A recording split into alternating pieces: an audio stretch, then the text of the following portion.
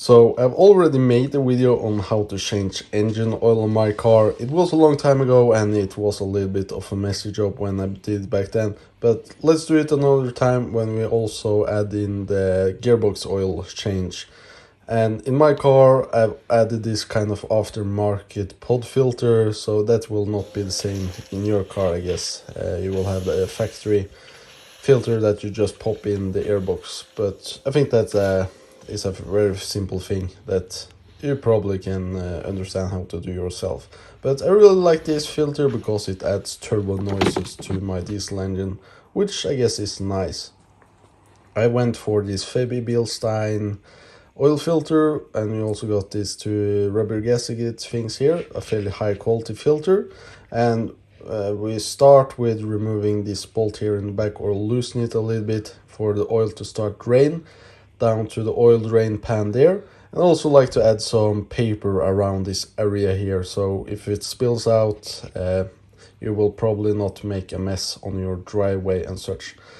The other thing about this is removing the oil filter. It's in this kind of plastic cap housing, as we see down here, and I use a wrench here, and you have to like locate it in a specific position there to get a hold of it, and then you can start moving it with the wrench, and it shouldn't be on there too hard. It's only supposed to be at 25 Newton meters, and when you removed it you will have some oil dripping down on from the car, so it's nice to, as I said earlier, cover the area around there with paper, because it will drip down oil here. Then we add the new filter. You just pop it in, it clicks, and then you add the two new rubber gaskets. So on the front right side we have the oil drain for the gearbox with this kind of Allen key, fairly big size, and it can be on there fairly tight, but it wasn't a problem with this small wrench here getting it off. And we can see my oil coming out from here. I used some standard Biltema oil, which I wasn't really too happy with, so I decided to change it out, and we can see it got a golden color to it. The new like Saab oil, which I guess is recommended to use, got more of a red color.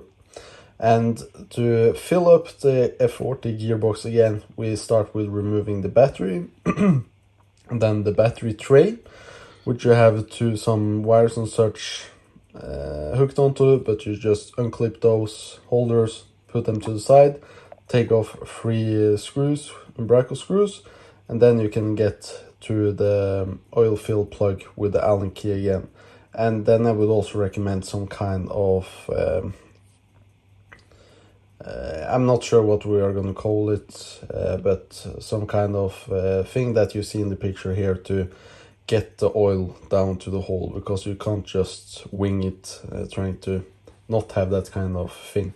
And we can see that we don't really need to remove the battery box because they got that hole in there, but it just makes everything much easier if you do it. It just takes a few minutes, 1, 2, 3, 4, 5 minutes taking out the box, and then you won't make a mess and lose the bolt for the removing the air filter. Is also fairly simple here. I would recommend having like a vacuum in handy to vacuum out all of the debris in here, and also put your air filter or cabin filter in with the direction it's stated, like on the filter, if it's like in or out.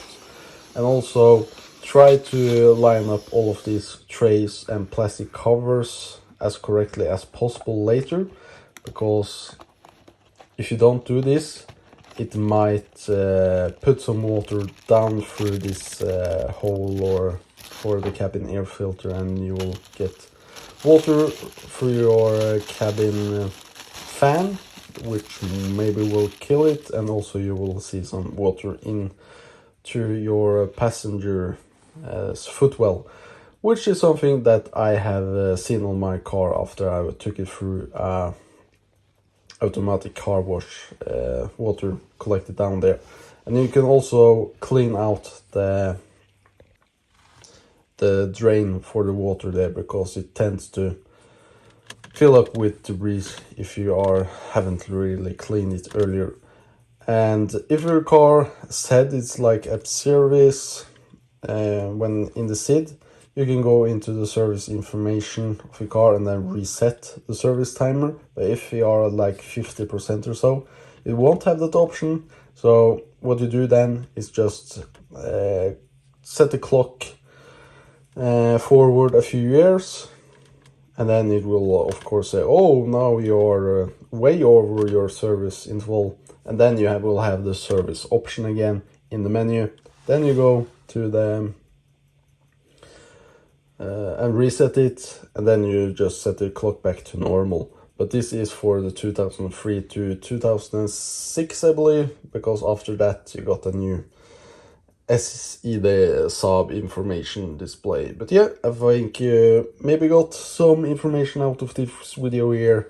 So yeah, thank you for watching, I guess.